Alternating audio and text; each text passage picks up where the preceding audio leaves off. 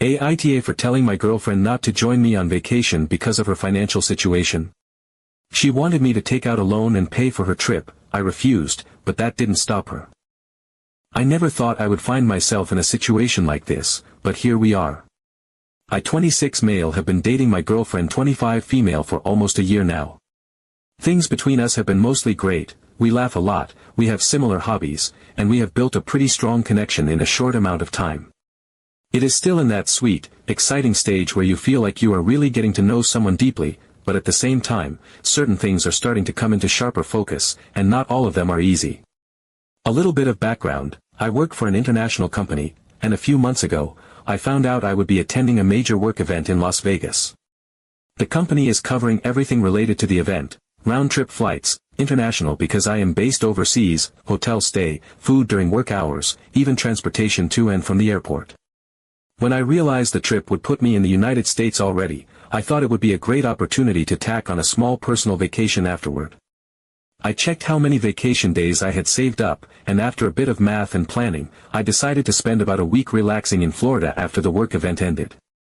The Florida portion, the domestic flight from Vegas, the hotel, food, everything, would come entirely out of my own pocket.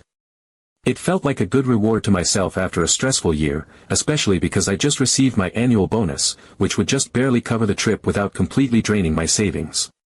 When I told my girlfriend about the trip plans, she was super excited. She immediately said she wanted to join me in Florida. At first, it sounded like an amazing idea. Spending a week together in a sunny place, no work, just good food, beaches, and each other. It sounded perfect.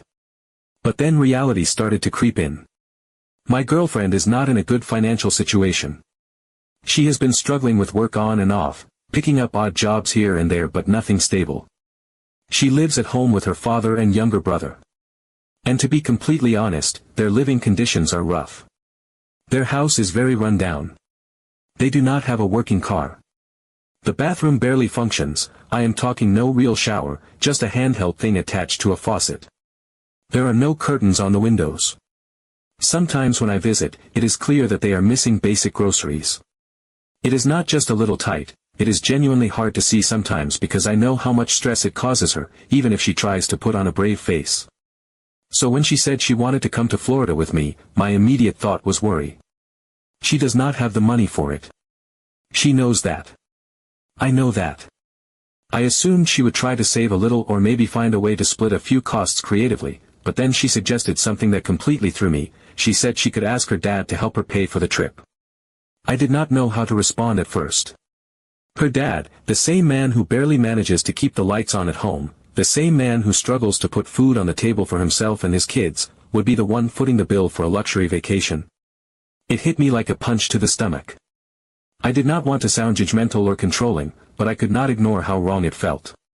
Her dad is a kind man. He has always treated me respectfully when I visited, and I know he loves his kids fiercely. But he is drowning. Financially, emotionally, in every sense of the word. He works long hours at a physically demanding job just to keep their heads above water. It would crush me to think he was selling off something valuable, maxing out a credit card, or skipping bills just so his daughter could sip cocktails with me on a beach for a week. I tried to gently bring up my concerns, but she brushed them off. She said her dad would want her to have this experience, that he would find a way. The more she insisted, the heavier the feeling in my chest grew. It was not just about the money. It was about priorities. It was about the fact that there were literal holes in the walls of their house, that they covered their windows with taped-up bedsheets, that sometimes she vented to me about skipping meals when things got bad. How could I pretend it was okay for her to spend hundreds or thousands of dollars she did not have on a vacation when her basic living conditions were so precarious? It made me start questioning other things too. How could I trust that she would be financially responsible in a future we might share? If she was willing to accept money from her struggling father for something so obviously non-essential, what would that mean later on when bigger financial decisions came into play, mortgages, emergencies, children? I do not want to make her feel like she cannot have nice things. She deserves good things.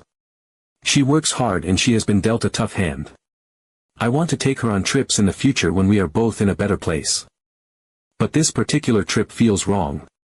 It feels irresponsible. It feels selfish, even if it is coming from a place of excitement and hope rather than greed. I have not fully told her no yet. I have been stalling, saying things like, let's see how work goes first, or, we can talk about it closer to the date. But the date is getting closer, and I know I have to be honest with her soon. I am terrified she will take it as a sign that I do not want her there. That is not true. I would love nothing more than to walk the beaches of Florida hand in hand with her, to wake up next to her in a sunny hotel room, to make memories we would treasure forever. But not like this. Not at this cost. I know some people might say it is not my business where she gets her money. But when someone you care about is willing to dig their family deeper into hardship just to come hang out with you for a few days, it feels like you cannot just shrug and say, well, it is her problem. It is not just her problem if I am the reason it is happening. Part of me wonders if she genuinely does not see how bad things are. Maybe she has gotten so used to surviving in those conditions that spending borrowed money on a trip feels normal, even justified. Or maybe she feels desperate to hold on to good things, to grab happiness when she can. I do not know. All I know is, the idea of her asking her struggling father for money to lie on a beach for a week with me while there are no curtains in their home makes me feel sick. So here I am, stuck between a rock and a hard place, trying to figure out how to tell her, I love spending time with you, but this is not the time. You deserve better than this. Your family deserves better than this. We both deserve a future where we can go on a vacation without it feeling like we are stealing from the basic necessities of life to make it happen. I know she might be hurt. She might be angry. She might even pull away from me for a while. But I have to believe that if we are really meant to be together, she will understand why I said no, and that someday, when the time is right, we will take that trip, and neither of us will have to wonder if we made the wrong choice. I guess I am just wondering if I am being too harsh, or if I am seeing this clearly. Would love to hear outside perspectives, because honestly. Update 1. Hey everyone, thanks for all the advice and support on my original post. I figured I would come back with an update. After I posted, things between me Jake 26 male and my girlfriend Emily 25 female got even more tense. It was like the topic of Florida became this huge, looming cloud over everything. Every time we talked, even if it started casual, she would eventually steer the conversation back to it. She sent me links to hotels with little rooftop pools or quirky Airbnbs near the beach. She would text me things like, counting down the days until we're relaxing together, or send cute outfits she was planning to pack. It all had this tone of finality, like she had already decided she was going no matter what, and it was just assumed I would make it happen. The longer it went on, the heavier it sat in my chest. It was not just the trip itself anymore, it was the fact that she seemed to be completely ignoring everything I had tried to gently bring up before. It felt like she was trying to will this fantasy into existence without facing any of the real-world consequences. Eventually, I knew I could not keep dodging it. I sat her down and said as kindly but firmly as I could that I did not feel comfortable with her coming on this trip if it meant putting financial strain on her family or herself. I told her that it was not about not wanting her there, it was about wanting us both to be in a position where we could enjoy it without guilt or pressure or anyone going without basic needs back home. She got really upset. Immediately burst into tears upset. She accused me of overthinking everything and making a big deal out of nothing. She said her dad would figure it out, that I was insulting her family by acting like they were helpless. She said she needed this trip for her mental health, that it had been such a hard year and she deserved to have something good to look forward to. And for a moment, hearing her say all that, I felt like the world's biggest villain. Here was someone I cared about telling me she needed this escape, and I was standing there, arms crossed, refusing to make it happen. But then she said something that completely shifted everything for me. She suggested that if I was so worried about her dad's finances, I could take out a small personal loan to cover her costs. I just sat there blinking at her, completely stunned. It was one of those moments where time slows down a little bit because your brain is trying to catch up with what you just heard. I could not believe it. She was not joking. She was dead serious. She wanted me to go into debt to fund a vacation for her. I told her absolutely not. I said that if we could not afford a trip together comfortably, we needed to wait. That is how responsible adults handle things. You live within your means, you save for what you want, you prioritize needs over wants. I tried to say it as calmly as possible, but inside, something in me shifted permanently. It was like a curtain got pulled back and I suddenly saw our dynamic with complete clarity. She called me selfish. She said I was making her feel like a burden, like she was some charity case I did not want to help. She said if the roles were reversed, she would move mountains to make me happy. I did not know what to say to that because in my mind, moving mountains would mean encouraging your partner to be smart and responsible, not asking them to take on unnecessary debt for a week of beaches and cocktails. The conversation ended cold. We both just kind of sat there, not really looking at each other, not knowing what to say next. Eventually, she got up, said she needed some air, and left. I sat on my couch for a long time afterward, just staring at the wall, turning everything over in my mind. This was not just about a trip to Florida. This was about how differently we saw life, responsibility, money, even partnership. It made me think about the future. About the kind of life I wanted to build. I want a partner who is willing to delay gratification when needed, who can recognize that sometimes you have to make boring, mature choices instead of chasing instant happiness. I want to be able to plan for things together without feeling like I am constantly the bad guy for suggesting patience and pragmatism. The days after that conversation were weird. We texted a little, but it was all surface level. No real conversations. No mentions of Florida. I felt like we were both tiptoeing around the elephant in the room, but neither of us wanted to say the obvious: things had changed between us. I honestly did not know where things were going to land. Part of me thought she would have some time to cool off and reflect and realize I was not trying to hurt her. Another part of me worried that this might be the beginning of the end. I thought that was it, that she would realize the situation and either save up herself someday or let it go. Update 2. The very next day after our cold, unfinished conversation, Emily texted me with "good news," followed by a flood of heart emojis that practically spilled off the screen. I sat there frozen, staring at my phone, feeling this weird, gnawing sensation deep in my gut. There was a flicker of hope for a split second, some foolish part of me wanting to believe she had found a reasonable, adult way to handle things.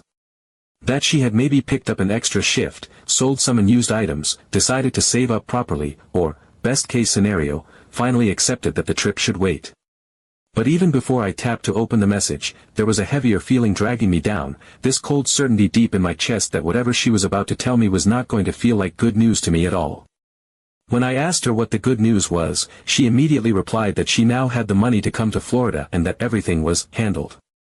The way she phrased it, so confident and chipper, made my heart sink even lower. Alarm bells started blaring in my head so loudly it felt like my ears were ringing. My shoulders tensed, my pulse picked up, and every nerve ending in my body seemed to spark to life with a primal, wordless warning. I asked her, trying to keep my message neutral, where she got the money from, already knowing deep down in places I did not want to admit that the answer was going to be bad.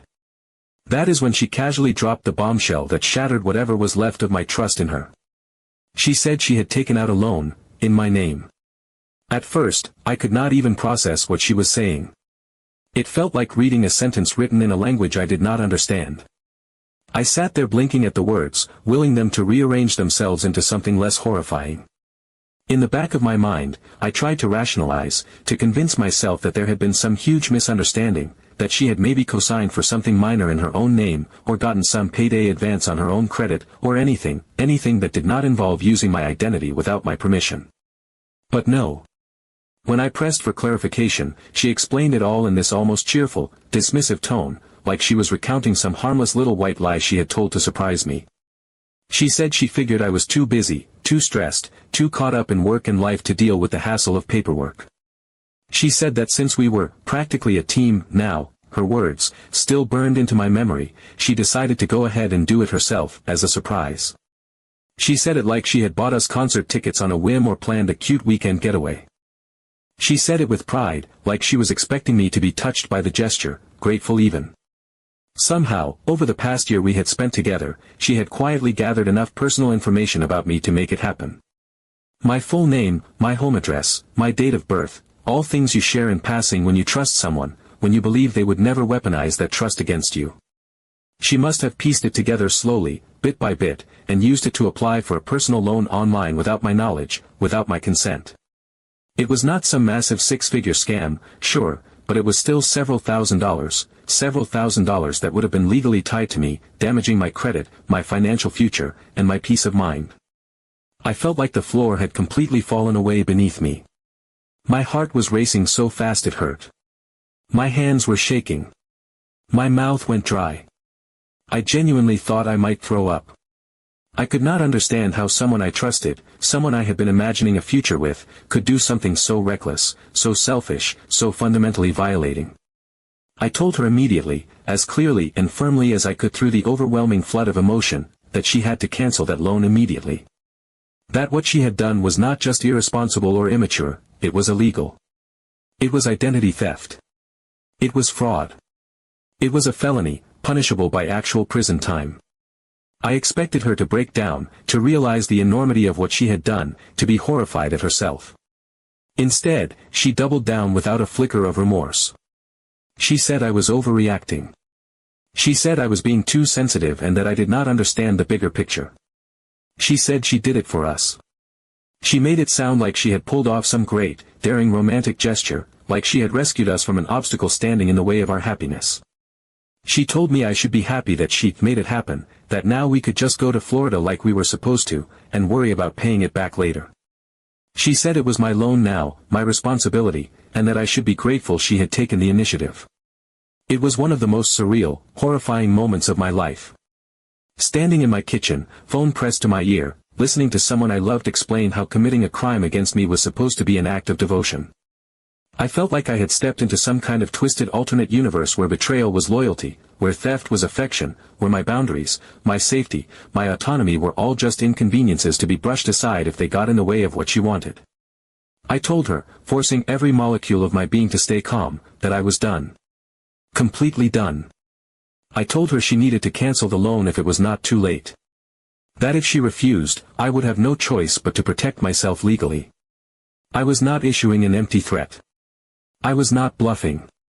For the first time in the entire relationship, I realized with perfect clarity that my safety, my actual future, depended on getting as far away from her as I could. She rolled her eyes, dismissed me, told me I was being dramatic. I told her I was not being dramatic. I was being sane. She tried to argue, tried to spin the situation into a romantic misunderstanding between two people who loved each other. She said we could figure it out later, that there was no need to get outsiders involved. But by then, I was already gone in my mind. Already closing the door. We did not talk again that night. I sat alone in my apartment, surrounded by the small, familiar things that used to make me feel safe, the books on my shelf, the photos on my walls, the soft glow of my desk lamp, all of them now feeling strangely alien, as if even my own space had been tainted by what had happened. I sat in the silence, hearing nothing but the low hum of the refrigerator and the distant sounds of traffic outside, and I replayed everything over and over in my mind. The casual way she had said it. The pride in her voice. The utter lack of understanding about how serious it was.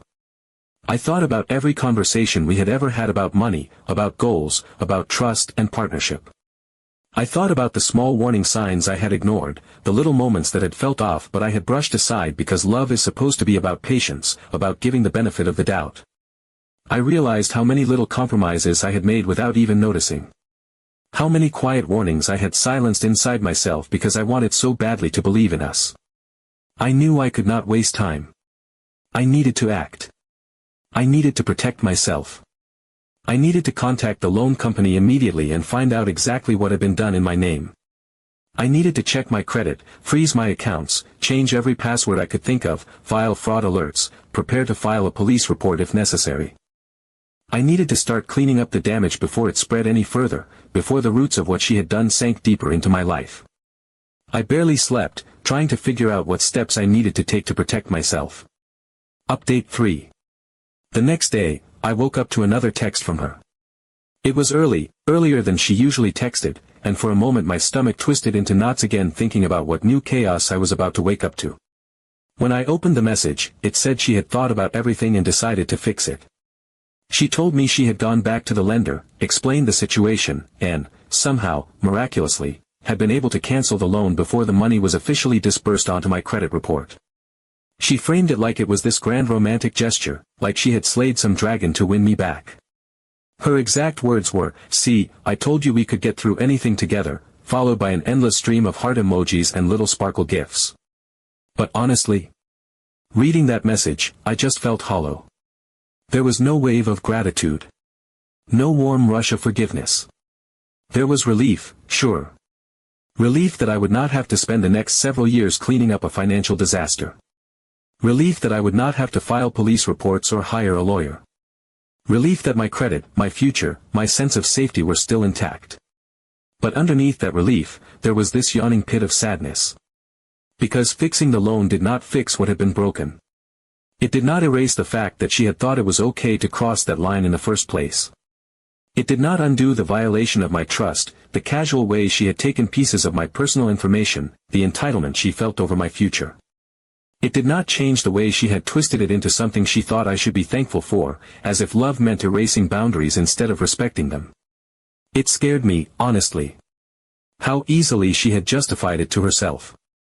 How quickly she had decided that laws, ethics, and my very clear discomfort were all flexible if she wanted something badly enough. It made me wonder how many other lines she would cross in the future, how many other decisions would be made without me, for me, but against my will, under the excuse of love. Our communication has improved, technically speaking. We are civil. We talk about surface-level things. There are no screaming matches, no dramatic ultimatums flying back and forth. On the outside, it looks like peace. But underneath it all, something fundamental has shifted. There is a space between us now, wide and heavy, filled with all the things we are not saying. Filled with all the things I cannot forget. And for now, I am still going to Florida. Alone. Strangely enough, I agree with that decision more than anything else right now. It feels right. It feels necessary. I need to be away from the noise, away from the pressure, away from the sick feeling that has been living in my chest for the past few weeks. I need to sit on the beach, breathe in the salt air, stare at the endless blue of the ocean, and just be grateful. Grateful that I figured it all out before it got worse. Grateful that I caught it now, before bigger things were entangled. Grateful that no money was lost, no loans stuck to my name, no permanent scars carved into my credit. I am relieved that she did not spend any of her money or mine. But more than anything, I am relieved that I finally saw the full picture for what it was, and that I still have the chance to walk away while the door is open.